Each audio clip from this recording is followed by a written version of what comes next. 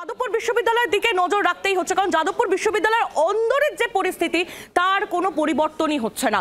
যাদবপুর বিশ্ববিদ্যালয়ের ছাত্ররা, তারা ছাত্রছাত্রীরা তারা ধর্নায় বসেছেন। তাদের দাবি যে উপাচার্যকে আজ বিকেল 4টের মধ্যে বিশ্ববিদ্যালয়ের ক্যাম্পাসে আসতে হবে। এই রকমই দাবি উপাচার্যকে রীতিমতো ডেডলাইন দেওয়া হয়েছে। বিকেল 4টের মধ্যে উপাচার্যকে ক্যাম্পাসে আসতে হবে। অরবিন্দ ভবনের সামনে ধর্ণা বাম সংগঠনের পড়ুয়াদের। শিক্ষামন্ত্রীর বিরুদ্ধে হিট অ্যান্ড রান মামলা দায়েরের দাবিও করছেন আন্দোলনরত পড়ুয়ারা।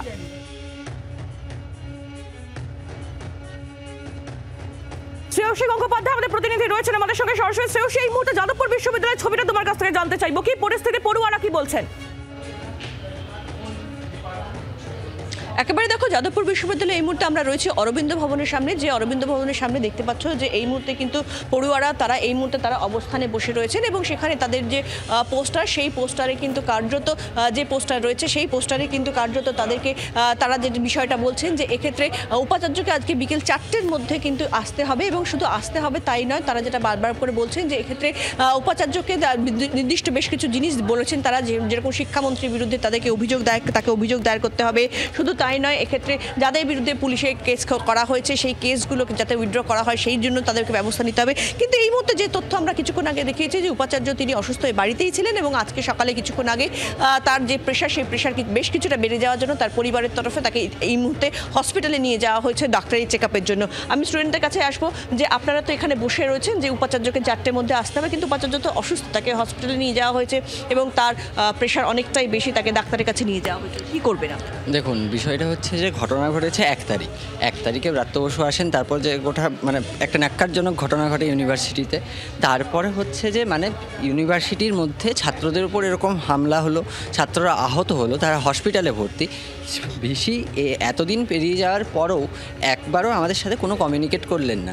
আমরা বহুবার ওনার কাছে পৌঁছানোর চেষ্টা করলাম যে আপনি কিছু আসুন, আপনি ইউনিভার্সিটির সর্বোচ্চ একজন মানে যিনি ডিসিশন মেকিং করেন বা যেটা গোটাটার সর্বোচ্চ বডি, আপনি আসুন, এসে নিয়ে আমাদেরকে এই বিষয়টা নিয়ে কথা বলুন। আপনি করুন এটা, যে আমাদের দাবিগুলো ছিল যে ব্রাত্য বসুর বিরুদ্ধে শিক্ষামন্ত্রী যিনি, তার গাড়িতে এরকম ঘটনা ঘটলো, তাহলে হচ্ছে যে তার বিরুদ্ধে হিট অ্যান্ড রানের কেস দিতে হবে, সেটার দায়িত্ব ইউনিভার্সিটি। সেগুলো আপনারা কালকে বলেছেন, কিন্তু এই মুহূর্তে তাহলে আপনারা কি করবেন? এই মুহূর্তে তো উপাচার্য যা শারীরিক কন্ডিশন, তাকে তার পরিবারের লোকেরা হসপিটালে নিয়ে গেছেন। আপনাদের ডেডলাইন ছিল যে 4টের মধ্যে তাকে আসতে হবে।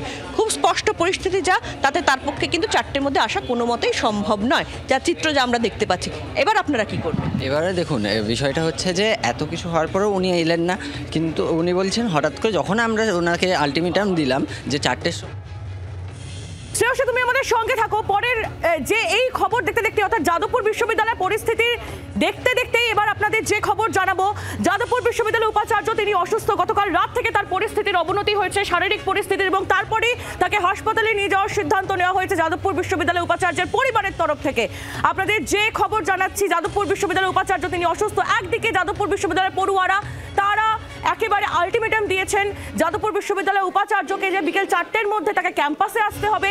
অন্যদিকে যাদবপুর বিশ্ববিদ্যালয়ের উপাচার্য ভাস্কর গুপ্ত তিনি অসুস্থ, তাকে হাসপাতালে নিয়ে যাওয়া হচ্ছে। সেই ছবি আপনারা দেখতে পাচ্ছেন। গতকাল রাত থেকে তার শারীরিক পরিস্থিতির অবনতি হয় এবং তারপরে তাকে হাসপাতালে নিয়ে যাওয়ার সিদ্ধান্ত নেওয়া হয় তার পরিবারের তরফ থেকে।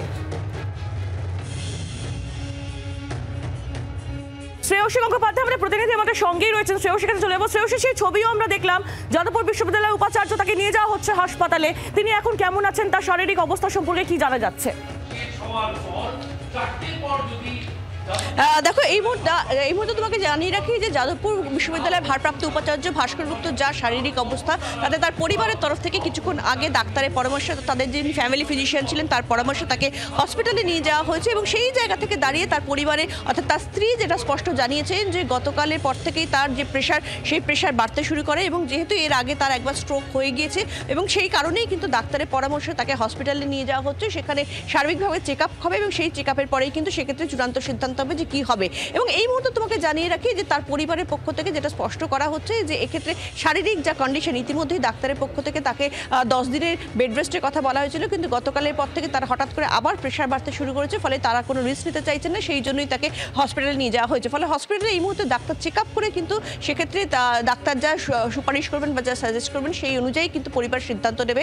অন্যদিকে স্টুডেন্টরা তারা যেটা বলছেন যে 4টে অবধি তাদের টাইম দেওয়া ছিল উপাচার্য আসার, তারা 4টে অবধি অপেক্ষা করবেন এবং তারপরেই কিন্তু পরবর্তীকালে তারা সিদ্ধান্ত নেবেন। কিন্তু পরিস্থিতি যেদিকে যাচ্ছে খুব স্পষ্ট, সেক্ষেত্রে ভাস্কর গুপ্ত তাকে হসপিটালে নিয়ে যাওয়া হচ্ছে। একেবারে বাংলার আওয়াজ, বাঙালির আবেগ, জি 24 ঘন্টা।